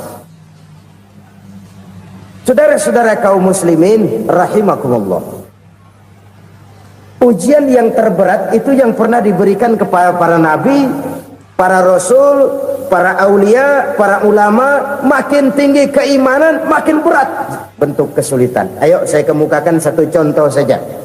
Ada seorang nabi yang kaya, nabi kaya, namanya Nabi Ayub. Iblis kalau orang begini kan keki, ibadahnya rajin, kaya. Nih yang kayak begini susah digodain. Kalau ibadahnya rajin, miskin, gali bisa disogok. Sini imannya mantap, ibadahnya rajin, kaya, nabi lagi. Oh, tapi namanya iblis nggak kurang akal, laporan, Tuhan, kenapa Les? Ya ini bahasa saya, bahasa Qurannya sih nggak gitu. Itu hambamu yang namanya Ayub, dia rajin ibadah cuma karena dikasih kaya aja. Coba kasih miskin dia, berhenti dia sembahyang. Ah, kamu bisa aja. Saya tahu Ayub itu hambaku yang ikhlas. Saya buktiin Tuhan, silahkan. Dibuktiin lah, iblis turun ke alam ini. Yang mula-mula dia lakukan, dia rusak sawah ladang Nabi Ayub. Dia binasakan binatang ternak Nabi Ayub. Sehingga dalam waktu singkat, jatuhlah Nabi Ayub dari orang paling kaya jadi orang paling miskin. Beliau masih ibadah di mihrab dalam masjid. Datang iblis. Saudara Ayub, ya, lagi ngapain? Ibadah. Nyembah Allah, nyembah Allah. Oh, percuma. Kenapa? Tuhan yang ente sembah nih, dia udah bikin miskin ente. Sawah ladang ente hancur lebur, binatang ternak binasa. Sekarang ente jadi orang paling miskin. Ngapain nyembah Tuhan kayak begitu? Tekor. Udah berhenti dah ibadah, berhenti ibadah. Ini iblis sama Tuhan laporannya lain, yang dikerjakan kepada Nabi Ayub juga lain. Benar begitu iblis kata Nabi Ayub? Iya, sawah ladang saya habis buras, binatang ternak saya binasa, binasa. Saya miskin, bangpak. Apa jawab Nabi Ayub? Bukan innalillahi, ini hebat. Alhamdulillahillazi a'tani wa akhza minni. Segala puji bagi Allah yang telah memberikan harta kepada saya dan sekarang mengambilnya lagi. Alhamdulillah. Allah yang ngasih, Allah yang ambil. Itu mah urusan Allah. Iblis cuman ibadah jalan terus, sujud lagi Nabi Ayub. Iblis seleher gondok banget. Dasar Nabi nggak mempan dia apa-apain. Miskin malah alhamdulillah. Allah yang ngasih, Allah yang ngambil. Jadi kalau kita tidak komit, kita tidak terikat kepada kaya, miskin, senang, susah, apa yang bisa bikin kita susah? Jadikan kekayaan, kemiskinan, jadikan senang, susah sebagai anak buah yang bisa kita atur. Jangan kekayaan ngatur kita, jangan kemiskinan ngatur kita. Kita yang harus mengatur mereka. Senang, susah, kaya, miskin, bahagia, sengsara, jadikan itu anak buah yang bisa kita atur. Kalau sekarang kita kaya, lain saat boleh jadi kita miskin, semiskin-miskinnya. Allah yang ngasih, Allah yang ngambil. Tenaga mana yang bisa menghalangi? Ibadah jalan terus. Iblis makin gondok. Dasar Nabi loh. Akhirnya apa? Nabi Ayub dikerjain, diberikan penyakit. Demikian fatal penyakitnya. Bayangin, udah miskin sakit. Masya Allah. Miskin sakit. Sakitnya nggak lama, kira-kira 16 tahun. Istrinya 3, 2 mental minta ceraiin. Ngerawatin laki bengek begini. Senang belum tentu, susah udah pasti nih. Cerai aja, cerai dah. Cerai. Tinggal satu Siti Rahmah yang setia menemani beliau. Sesetia-setianya hati perempuan. Satu saat Siti Rahmah bilang, "Bang, iya, abang kan Nabi bang. Lalu namanya Nabi kan doanya jarang meleset bang. Maksud kamu minta kenapa sih sama Tuhan biar abang sembuh baik dah bang?" Siti Rahmah, iya. Saya sakit berapa tahun sih dah? 16 tahun bang. Sebelum ini saya sehat berapa tahun? Ya kira-kira 60 tahun bang. Nah coba ente banding-bandingin Rahmah. Saya dikasih sehat 60 tahun, dikasih sakit 16 tahun. Sudah nggak sabar mau doa kepada Allah minta sembuh. Saya malu kepada Allah. Diuji dengan yang luar biasa seperti ini, tidak mengganggu stabilitas kehambaannya. Dia tetap menghamba kepada Allah Subhanahu wa ta'ala. Saudara-saudara kaum muslimin rahimakumullah. Kunci menghadapi kesulitan itu apa? Allah jelaskan dalam satu ayat, wa basyiris sabirin. alladzina iza asabathum musibah qalu inna lillahi wa inna ilaihi raji'un. Gembirakan orang-orang yang sabar. Siapa mereka itu? Yang apabila mendapat musibah mereka kembali kepada keyakinan dasar segalanya dari Allah dan segalanya akan kembali kepada Allah. Ini konsepsi dasar dari sikap muslim dalam menghadapi berbagai kesulitan. Segalanya dari Allah, segalanya akan kembali kepada Allah. Kalau ini sudah kondisi dasarnya, maka kita akan lapang menghadapi kenyataan bagaimanapun pahitnya. Apakah itu namanya miskin, apakah itu namanya sakit, bahkan maut sekalipun. Maut sekalipun. Segalanya dari Allah, segalanya akan kembali kepada Allah. Ini sikap hidup, bukan sekedar ucapan. Kita kadang-kadang menjadikannya sebagai ucapan. Mulutnya sehingga berhenti, innalillahi wa inna ilaihi raji'un, tapi nangisnya terus gerung-gerungan. Bukan itu, ini kesadaran moral. Kalau segalanya dari Allah, segalanya kembali kepada Allah, kan sebenarnya cuma nunggu giliran. Hari ini saya nyembayangin dia, entah hari apa saya disembayangin orang. Hari ini saya antar dia ke kubur, entah hari apa orang nganterin saya ke kubur. Hari ini saya tahlilkan dia, entah nanti kapan orang tahlilkan saya. Segalanya dari Allah, segalanya akan kembali juga kepada Allah. Oleh sebab itu saudara-saudara, kesulitan bukan untuk ditakuti. Kesulitan justru untuk diatasi, dicarikan jalan keluarnya. Dan tidak ada orang yang tidak pernah mendapat kesulitan. Tidak ada. Semakin tinggi status sosial, semakin tinggi kualitas keimanan, semakin besar juga tingkat kesulitan. Hanya saja bagaimana cara kita mengatasinya. Dan Al-Quran menyatakan, inna ma'al usri yusra. Di balik kesulitan itu pasti ada kemudahan. Roda itu berputar. Karena itu Rasulullah sallallahu alaihi wasallam mengingatkan kepada kita, ta'arraf ilallahi fir raha ya'rifka fis syiddah. Ingatlah kepada Allah di waktu kamu senang, supaya Allah ingat kepada kamu di waktu kamu susah. Kalau waktu senang kita ingat kepada Allah, kita susah, Allah tidak akan meninggalkan kita. Tapi kalau waktu senang kita jauh dari Allah, sujud tidak sempat, dengan masjid jauh, ketika senang kita lupakan Allah. Nanti begitu kita susah, Allah lupakan kita, dan itu menyakitkan. Oleh karena itu orang-orang tua kita dulu bilang, kalau lagi sehat ingat-ingat lu bakal sakit nanti. Kalau lagi kaya ingat-ingat satu saat kita bakal jatuh miskin. Bahkan kalau lagi muda ingat-ingat kita bakal tua. Dan yang terpenting, kalau lagi hidup ingat-ingat kita bakal mati. Saudara-saudara kaum muslimin rahimakumullah. Jadi yang kedua yang merupakan perbendaharaan surga, menyembunyikan musibah. Saudara-saudara kaum muslimin rahimakumullah.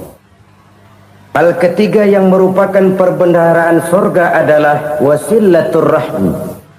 Orang yang suka bersilaturahmi. Sebagaimana yang kita maklum bahwa manusia adalah makhluk yang disebut zon politika. Makhluk sosial yang tidak mungkin hidup sendiri-sendiri. Betapa dan siapapun kita memerlukan orang lain. Bodoh betul manusia kalau tinggal di tengah masyarakat tapi tidak mau bermasyarakat.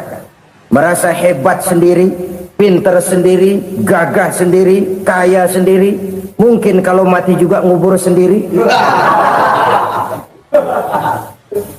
Jangankan kita di sini, di sorga saja Nabi Adam waktu sendirian bengong melulu, mondar mandir. Allah tegur, dam sepi dam. Ya ini kalau bahasa saya. Iya Tuhan, sepi ini nggak ada coret-corekan pisan ini. Diciptakan Siti Hawa baru anteng Nabi Adam. Itu di sorga. Cobalah. Umpamanya saudara tinggal di Jakarta nih. Kayak bener. Apaan aja di Jakarta punya saudara dah. Jembatan Semanggi ambil. Monas buntel bawa pulang. Hotel-hotel ambil semua. Cuman tinggal di Jakarta sendirian, apa enaknya? Betapa dan siapapun kita perlu orang lain.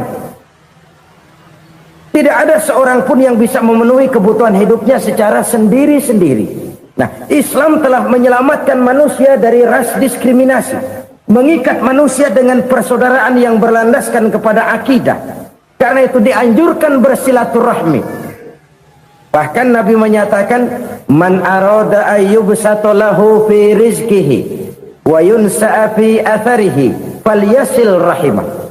Siapa yang kepengen diluaskan rezekinya dan dipanjangkan usianya, banyaklah ia bersilaturahmi. Siapa yang kepengen dimudahkan rezekinya, hendaknya ia banyak bersilaturahmi. Kalau banyak teman, kesulitan kan paling tidak ada tempat cerita. Udah susah sendirian, kita pikirin diri, nggak ada tempat tukar pikiran. Cepet banget sama bengek. Dilawan sendiri. Nah, secara makro kita bisa berkata, tidak mungkin ada kemenangan kalau tidak ada kekuatan. Tidak ada kekuatan kalau tidak ada kesatuan dan persatuan. Tidak mungkin ada kesatuan dan persatuan tanpa semangat silaturahmi. Kalau umat Islam mau menang, dia harus kuat. Kalau umat Islam mau kuat, dia harus bersatu. Kalau umat Islam mau bersatu, dia harus membudayakan silaturahmi ini. Bahkan sampai-sampai kata Nabi, kalau bisa cari nilai tambah. Apa? Silman koto'ak. Bersilaturahmilah kau kepada orang yang marah denganmu. Masya Allah, indahnya ajaran agama kita.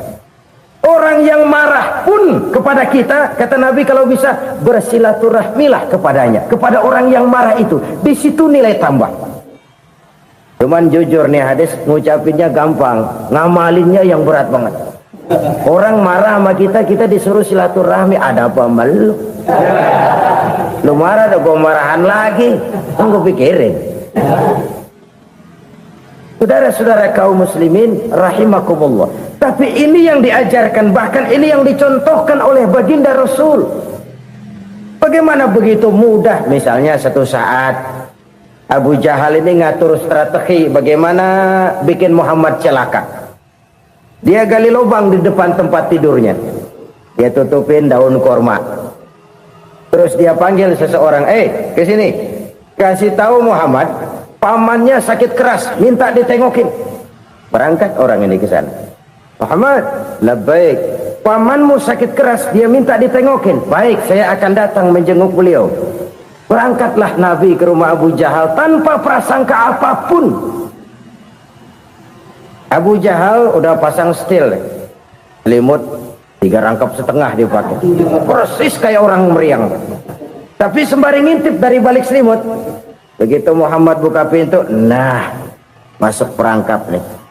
Muhammad jalan menuju tempat pembaringan.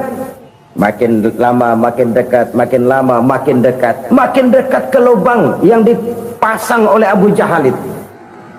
Dalam hati Abu Jahal, terus dah jatuh, mampus dah lo ini. Mampus lo hari ini. Apa yang terjadi? Malaikat Jibril datang. Muhammad, pamanmu cuma pura-pura sakit. Di depan tempat tidurnya ada lubang perangkap supaya kamu jatuh ke situ. Udah, kamu pulang. Balik kanan Nabi. Sudah hampir jatuh ke lubang, balik kanan, pulang. Bayangin kecewanya Abu Jahal. Muhammad dikit lagi, Muhammad dikit lagi.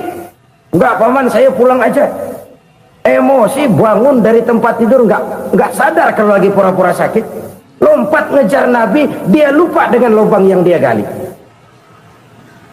Pusrak, nyemplung sendiri ke dalam lubang.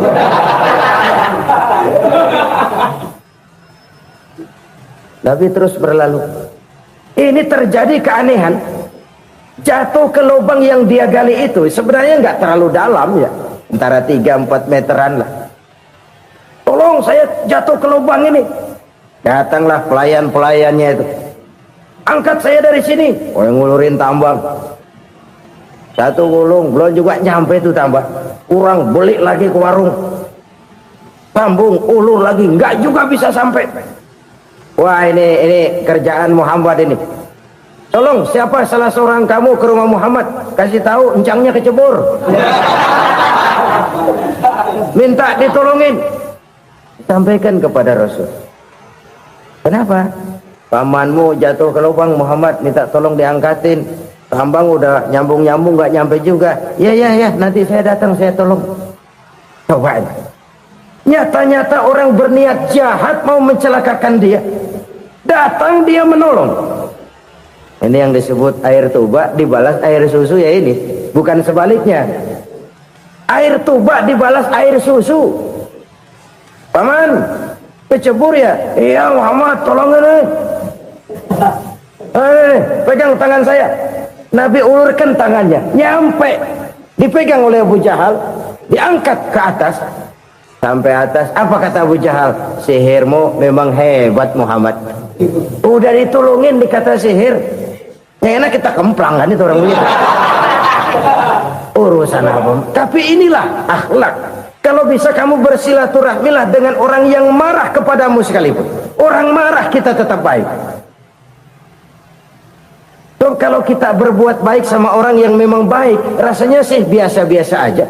Orang baik kita baik lagi, ya draw aja, belum ada nilai tambah di situ. Baru ada nilai tambah kalau kita bisa berbuat baik kepada orang yang nyakitin kita. Itu namanya kita setingkat di atas dia. Dia sakitin kita, kita berbuat baik sama dia. Dia pelit sama kita, kita baik sama dia. Dia marahin kita, kita deketin dia. Di situ kita punya nilai tambah. Jadi siapa yang ingin diluaskan rezekinya, kata Nabi, dan dipanjangkan umurnya, hendaklah ia banyak-banyak bersilaturahmi. Sederhana sebenarnya silaturahmi. Tapi silaturahmi membangkitkan semangat kesatuan dan persatuan. Kesatuan dan persatuan melahirkan kekuatan. Dalam matematika, 1 ditambah 1 pasti 2. Tapi di tengah masyarakat, 1 orang takut ditambah 1 orang takut, hasilnya jadi 2 orang setengah berani. Kenapa setengah berani? Karena udah berdua. Tadi pan takut sendirian. Kalau dia kumpul turu-turu takutlah jadi berani. Kita yang lemah, kita yang tidak berdaya, kita yang miskin, kalau mau kompak bersatu, apa yang nggak bisa kita kerjain? Apalagi tinggal di kota besar, pilihan cuma 2, bertahan atau minggir. Bertahan atau minggir. Untuk bisa bertahan harus mampu bersaing. Untuk mampu bersaing harus punya keahlian. Keahlian harus ditunjang dengan pendidikan, ditambah oleh kekompakan sebagai umat. Udah miskin mencar mulu, orang injak kita. Orang nggak pandang urusan apa malu. Oleh karena itu silaturahmi pada hakikatnya merupakan roh dari ukhuwah yang diajarkan oleh agama kita.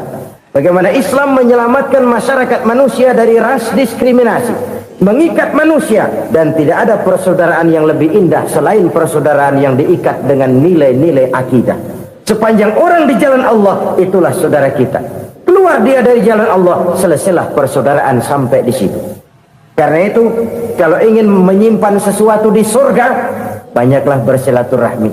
Datang ke rumah ini, datang ke rumah itu, dan lain sebagainya.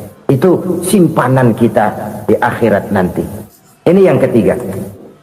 Saudara-saudara, yang keempat, perbendaharaan surga itu apa?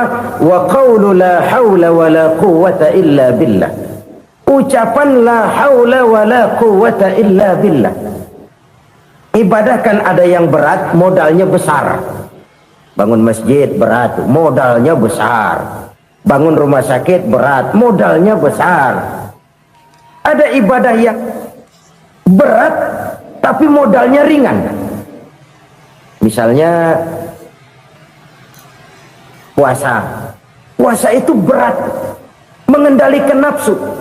Kalau sekedar nggak makan nggak minum sih enteng. Mengendalikan nafsu itu jihad terbesar. Tapi kan modalnya ringan, cuma niat saja. Ini ibadah berat, modalnya ringan. Ada ibadah yang ringan, modalnya juga enteng. Seperti termasuk ucapan la haula wa la quwwata illa billah. Tanpa sadar, la haula wa la quwwata illa billah. Nyelengin tuh di surga. Nyelengin, kita nggak terasa. Nyelengin simpenan akhirat. La haula wa la quwwata illa billah. Nyimpan lagi. Kaget, la haula wa la quwwata illa billah. Nyimpan lagi. Banyak simpenan. Walaupun sebenarnya yang dimaksud di sini adalah kesadaran batin. bahwa tidak ada daya dan kekuatan kecuali Allah. Itu intinya. Kita memulai pekerjaan disunahkan baca bismillah, kan begitu. Apa itu? Kesadaran moral bahwa ini saya bisa kerjakan. Saya kerjakan ini dengan menyebut nama Allah. Kenapa? Kalau Allah tidak memberikan daya dan kekuatan, mana mampu saya kerjakan ini. Maka saya kerjakan ini dengan menyebut nama Allah. Bismillah. Kesadaran moral. Manusia hanya wajib berusaha, tapi nggak pernah wajib berhasil. Banyak hal-hal yang kalau kita renungkan secara rasio nggak mungkin, tapi jadi kenyataan. La haula wala quwata illa billah. Tidak ada daya dan kekuatan kecuali bagi Allah semata-mata. Kesadaran moral akan kelemahan dan keterbatasan makhluk bernama manusia. Kadang kita kagum dengan otak, tapi kita sering lupa sama yang bikin otak. Padahal bagaimanapun hebatnya otak, yang bikin otak pasti lebih hebat dari otak. Nggak percaya, silahkan otak-otakan. Inilah kecenderungan. Kita kagum dengan pesawat-pesawat mutakhir, bukan main, besi gede banget terbang itu. Alangkah hebatnya. Lalu apa yang bikin otak tidak lebih hebat dari itu semua? Kita puji laut, apa yang bikin laut tidak lebih hebat dari laut itu? La haula wala quwata illa billah. Tidak ada daya dan kekuatan kecuali Allah. Apa yang bisa kita lakukan kalau tidak karena daya dan kemampuan yang diberikan oleh Allah kepada kita? Lahirlah sikap tawadu, rendah hati, tidak melonjak menjadi angkuh dan sombong, sadar akan kelemahan dan keterbatasan diri sebagai makhluk yang diciptakan oleh Allah Subhanahu wa taala. Jadi satu sisi ini ucapan yang berpahala, la haula, jadi wiridan. Pada sisi lain ini kesadaran moral, sikap mental, kesadaran batin bahwa yang punya daya dan kekuatan itu cuma Allah. Kita nggak pantas untuk sombong, sebab sombong itu pakaiannya Allah. Kita nggak sedang pakai pakaian Allah, kegedean. Dan makin kita renungi, makin terbentur. Apa sih yang bisa kita sombongin? Kita mau sombong apa? Kaya, pintar, itu kan semua relatif. Di atas langit masih ada langit lagi. Jadi oleh karenanya, marilah kita menyadari, manusia hanya wajib berusaha, tapi tidak pernah wajib berhasil. Yang berusaha saja tidak wajib berhasil, apalagi yang tidak berusaha. Islam bukan agama orang pemalas yang selesai sholat lalu endelohom, nggelenggem ayem-ayem. Tapi Islam bukan agama orang sombong yang setelah berusaha lalu tidak memerlukan Allah. Kita bisa saja bikin proyeksi, tahun sekian kita bakal panen besar menurut perhitungan otak. Tapi ada kejadian lain. Apa? Tikus ngambek. Habis itu dimakanin tikus, panen gagal. Proyeksi rasional gagal oleh tikus-tikus yang ngambek itu. Bisa saja terjadi. Tahun depan kita panen besar, urung. Kenapa? Musim panas panjang. Dan sekarang ini koran-koran bikin berita musim mengalami penyelewengan. Bukan cuma manusia yang nyeleweng sekarang. Musim pakai nyeleweng. Mestinya kan musim hujan udah selesai, masih hujan-hujan juga. Musim. Nah sekarang kita boleh bikin proyeksi, kita bakal panen besar. Tahu-tahu musim panas panjang, sawah retak, air kering. Cari teknokrat yang paling botak, suruh pendekin tuh musim panas. La haula wala quwata illa billah. Inilah kesadaran moral. Saudara, saya teringat satu saat ada seorang konglomerat. Umurnya ya kira-kira 70-an. Satu saat dia ditanya oleh wartawan, "Pak, umur Bapak berapa sih?" "Ya paling 10 tahun."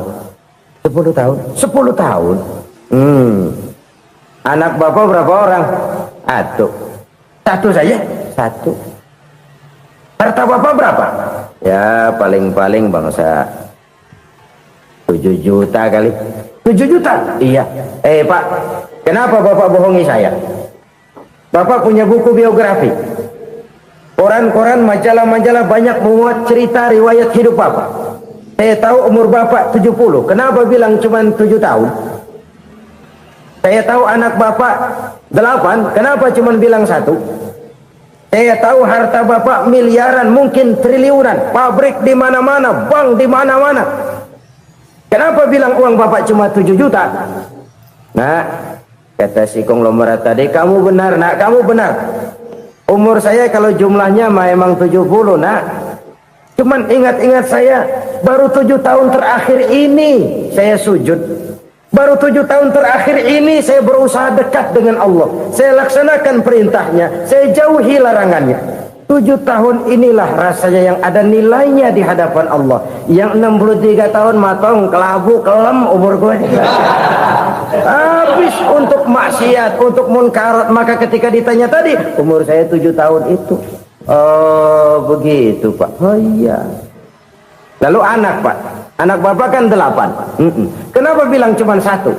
Nah, kalau jumlah hitungannya memang anak saya 8.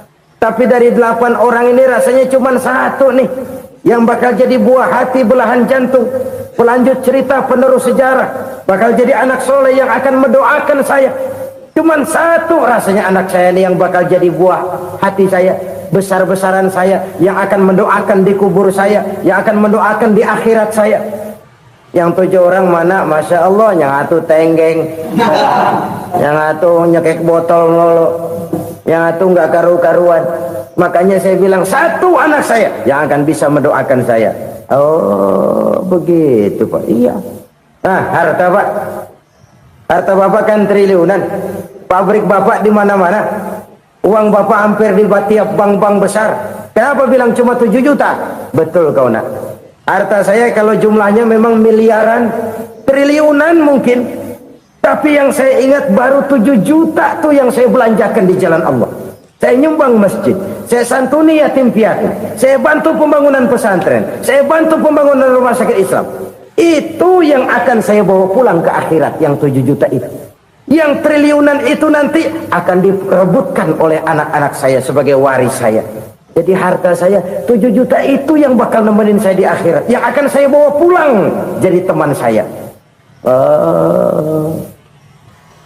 Saudara-saudara kaum muslimin, jangan-jangan orang tua itu adalah kita-kita ini.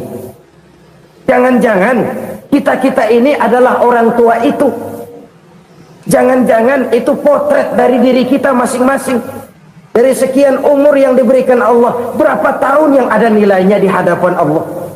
Dari sekian anak-anak yang merupakan amanah, berapa yang akan mendoakan kita sebagai orang tuanya menjadi anak soleh? Dari sekian banyak harta yang diberikan Allah, berapa yang akan kita bawa pulang menghadapnya nanti, yang kita belanjakan di jalan Allah? Ini sebuah potret kehidupan. Karena itu kita kembali kepada la haula wa la quwwata illa billah. Kita wajib berusaha, kita wajib berikhtiar. Selebihnya segala daya dan kekuatan hanya milik Allah saja semata-mata. Satu kesadaran batin dari setiap pribadi muslim. Setelah ia berusaha dan berikhtiar, ia menyerahkannya kepada Allah Subhanahu wa ta'ala.